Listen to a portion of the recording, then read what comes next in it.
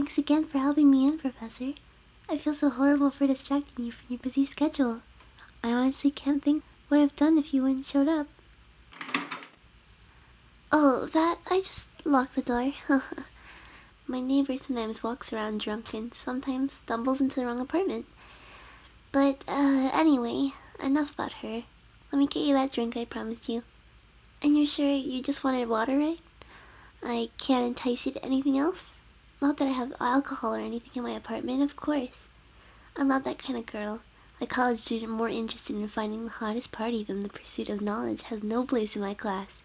Your own words from the first day of class. Remember that? Yeah, suppose I remember a lot of things you say. I just have a knack for remembering important things. Like, I still laugh when I think how you totally shut down that idiot Carter when he was trying to heckle you that one time. Third day of class, I believe. Yeah, he's always been a bit of a nuisance, hasn't he? I've always hated how he'd interrupt your words and try to ridicule you. Not that he'd ever succeed, of course. He's a fool. And you, Professor, you've always been such an amazing... you're so inspiring and motivating and handsome and so kind to me. Water, right, sorry. How could I forget? Just 1 second. I should let you know that you don't have to worry about Carter being a distraction in your class anymore. I heard he's moving away. Far, far away. Yeah, isn't that pleasant news?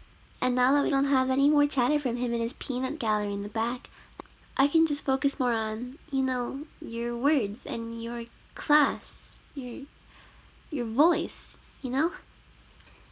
Here's your water. Sorry for the wait, I just had to, prepare it. No, drink up, please. It was no hassle, I promise. Yep, every last drop. Good, right? Oh, weird, did it taste funny? I guess the water here tastes weird sometimes. But it goes down smooth, I promise you. Here, I'll take that glass for you. Now then, could I offer you something to eat? Oh, you've gotta go? To your girlfriend's house? I wasn't aware that you had a girlfriend. How careless of me. Oh, no. Sorry, I'm so clumsy. I get frazzled sometimes and I didn't know you had a first aid kit. Oh, I am bleeding, aren't I? Such a pretty red. Oh, right, first aid kit. It's in, the pantry in the kitchen. No, I'll get it. No, please don't go in there. Professor, no, that's not the door. Professor, you weren't supposed to see that. Not yet, anyway. Not until you knew. Who's that?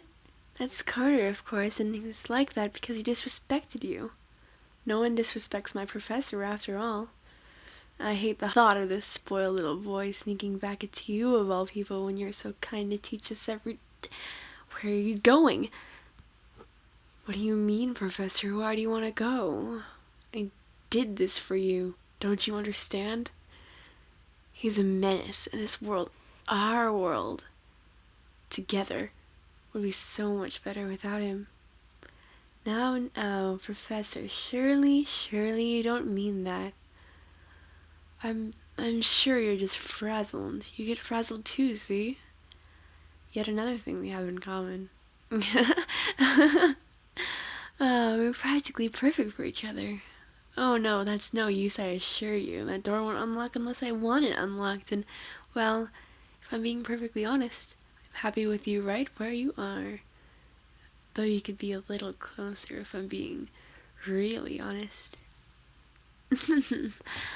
Oh, come, Professor, you should not be so frantic, especially what's coursing through your system right now. I might have gone a little overboard with the drugs, but, well, I had to make sure it would work, I finally have you here, after all. I wouldn't waste this one shot. That's a good professor. Sit down. Your hair's falling in your face. Here, let me get that for you. Oh my, you're every bit as soft and smooth as I thought you would be. I admit, I always imagined our first time this close we would be under sweeter circumstances, but being with you is all that matters now. You'll see that soon one day too, Professor.